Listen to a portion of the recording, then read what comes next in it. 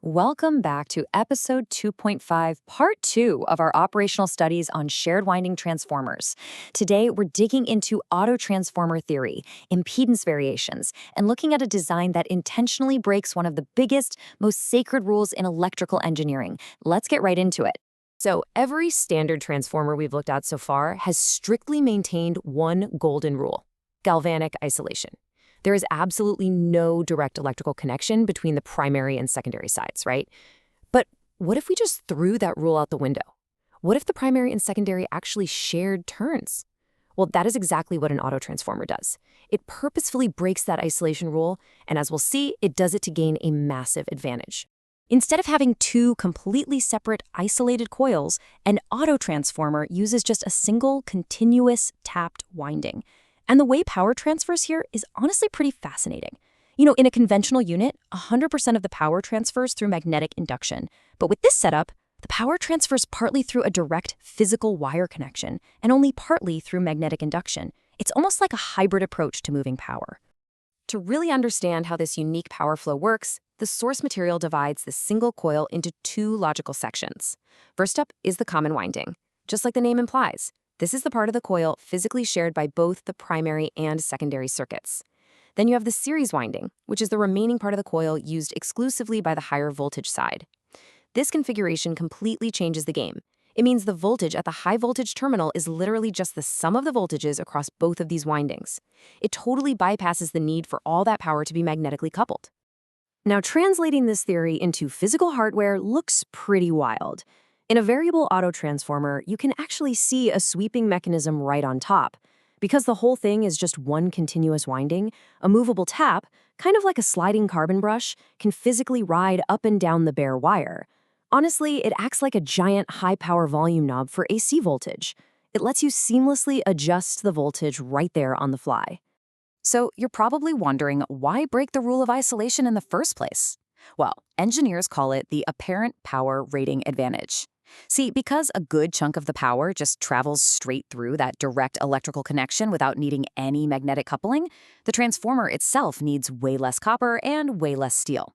So it's smaller, it's lighter, and, music to a project manager's ears, it's significantly cheaper. But yeah, there's always a catch. It comes with one fatal flaw: absolutely zero galvanic isolation. To actually capitalize on those physical savings, though, you have to apply it in the right scenario.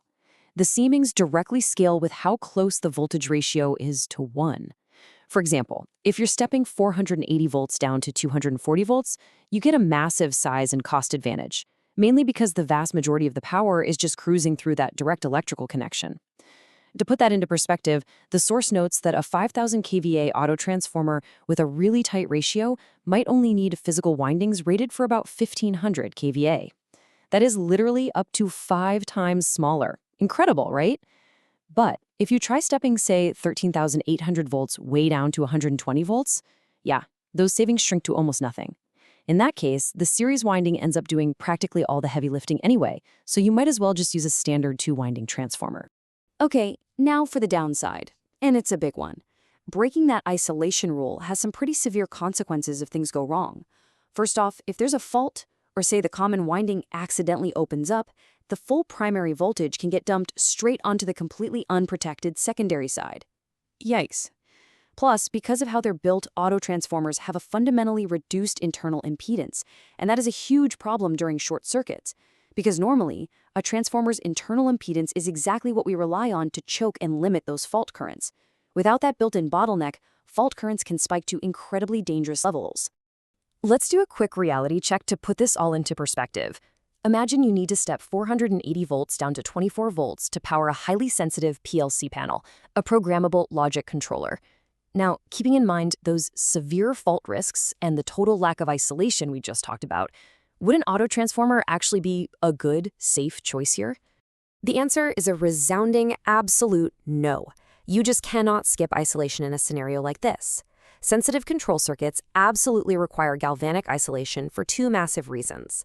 First, the physical safety of the operators, and second, noise immunity for the digital electronics. You really need to save autotransformers strictly for close ratio heavy power applications, things like grid entities or motor starting. Keep them far, far away from your sensitive control power. And that critical safety distinction perfectly wraps up Chapter 2, magnetic circuit theory, equivalent circuits, vector groups, testing, and now autotransformers. We have officially mastered the toolkit for understanding how these static machines actually survive out in the field. But as we all know, the electrical world isn't just static. Next time, we are leaving alternating current behind entirely to dive into Chapter 3, DC machines. We're going to get into the mechanical, sparking reality of commutators and brushes. We've mastered how magnetic flux induces voltage in the stationary coils, but what actually happens when you need to convert that invisible magnetic force into brutal, physical, rotating torque? Well, we'll find out in the next explainer. See you then.